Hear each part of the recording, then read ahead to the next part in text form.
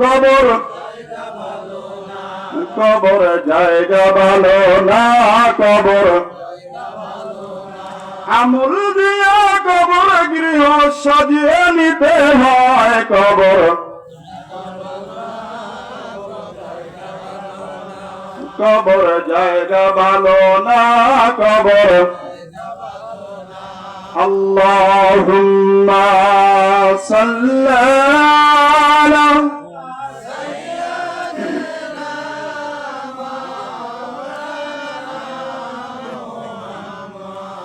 وعلى آل سيدنا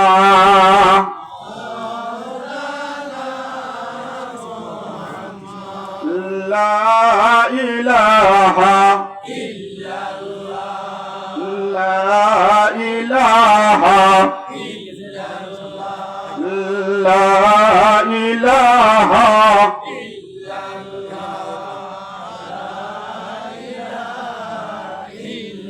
হায় হায় বহু দূরে মদিনায় আমরা কেমনে যাব জানি না, হায় হায় বহু দূরে মদিনায় আমরা কেমনে যাব জানি না।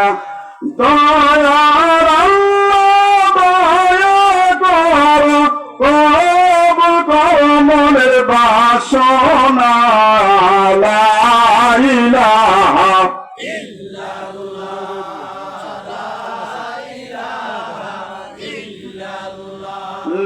লা ইলাহা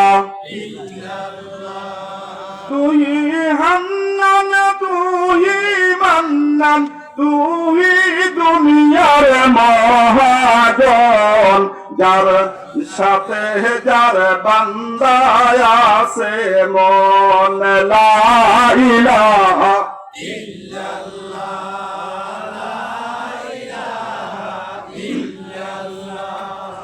লা ইলাহা লা ইলাহা ইল্লাল্লাহু মুহাম্মাদুর রাসূলুল্লাহ সাল্লাল্লাহু আলাইহি ওয়াসাল্লাম।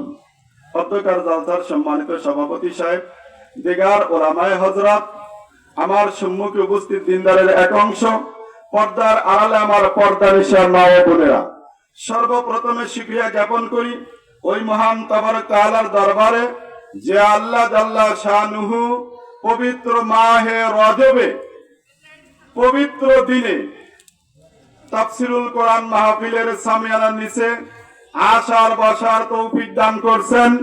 শুকরিয়া তান সকলেই পড়ছি আলহামদুলিল্লাহ।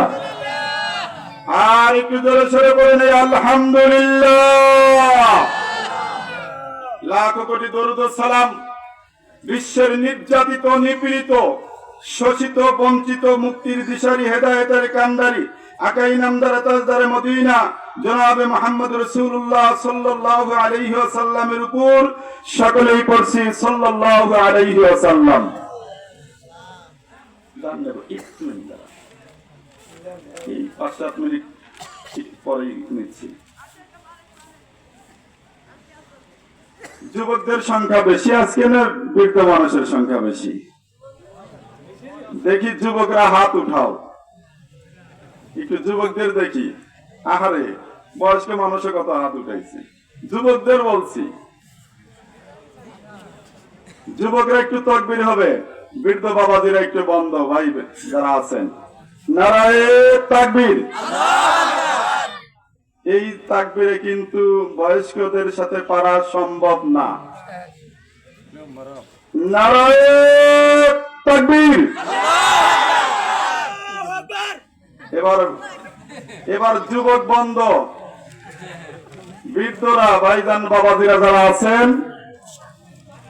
তাদের বয়স এবার দেখব। রেডি তো? এটি গলা সে করতেন, ঠিক আছে? নারায়ে তাকবীর। আলহামদুলিল্লাহ, আলহামদুলিল্লাহ।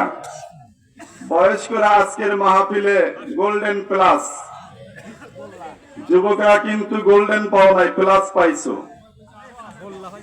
উভয় দল একসাথে আকাশ বাতাস ভারী করে আল্লাহর আরশে মহল্লা পর্যন্ত, যেই মাসে রাসূলুল্লাহ সাল্লাল্লাহু আলাইহি ওয়াসাল্লাম সশরীরে আল্লাহর আরশে গেছেন, সিদরাতুল মুনতাহা পার হইছেন, আল্লাহর আরশে গিয়ে আল্লাহর সাথে আলোচনা কইরা আল্লাহ রাব্বুল আলামিন স্পেশালি মানি ব্যাগে দিয়ে দিবেন।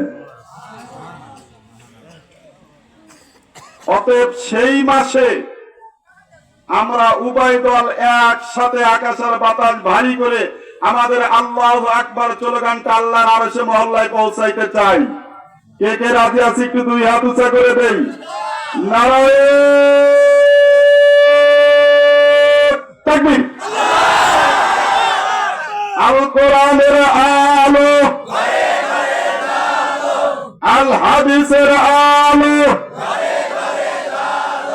সংসদে জালো,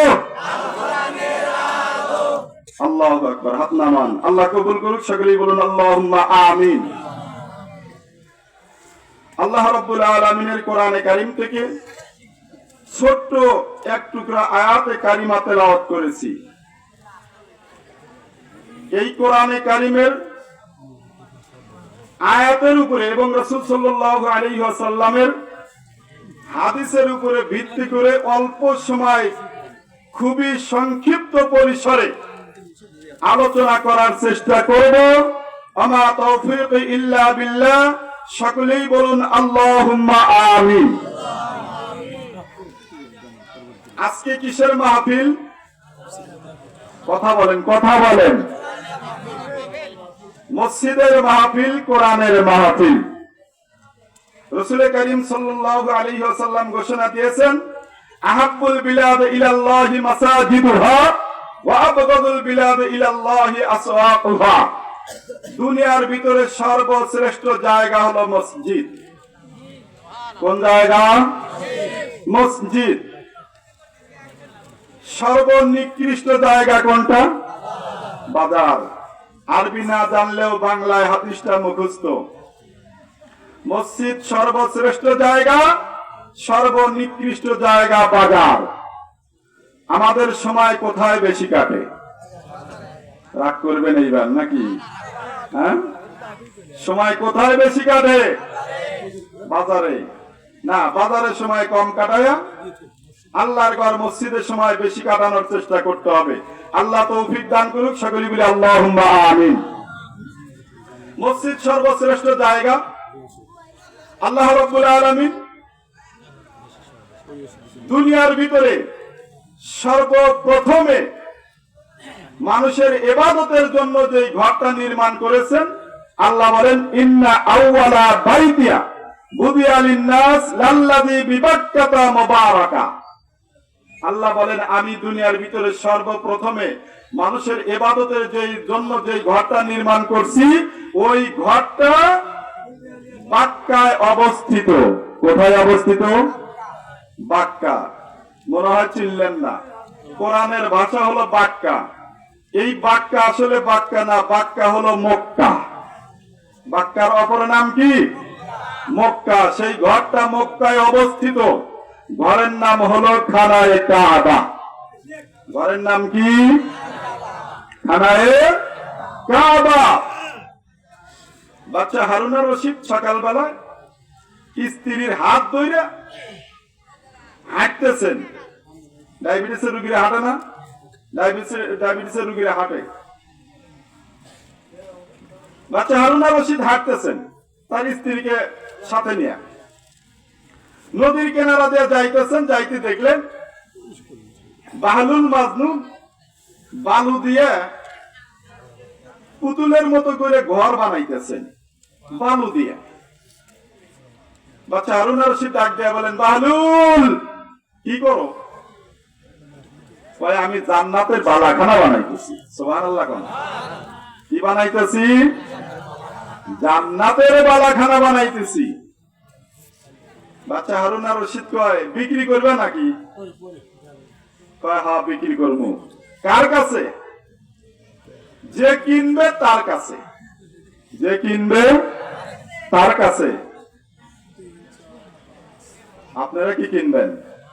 হ্যাঁ, জান্নাতের মালাখানা কেনার নিয়ত আছে তো? বাচ্চা হারুন আর রশিদ কয় দাম কত? কয় 1 আনা। ধরে নেন 1 টাকা, 1 টাকা।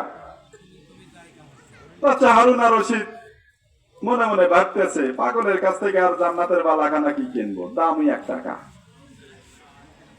বাচ্চা হারুন আর রশিদের স্ত্রী মানি ব্যাগটা টান দিয়ে খুইলে 1 টাকা বের করে কয় আমার কাছে কি বিক্রি করবে? কয় হ্যাঁ বিক্রি করবো। কয় নাও। বাহলুল পাগল ডাক দিয়ে কয় দিয়ে দিলাম। সুবহানাল্লাহ। কি করছে? দিয়ে দিছে। দুইজন তারপর আবারও হাঁটতেছেন।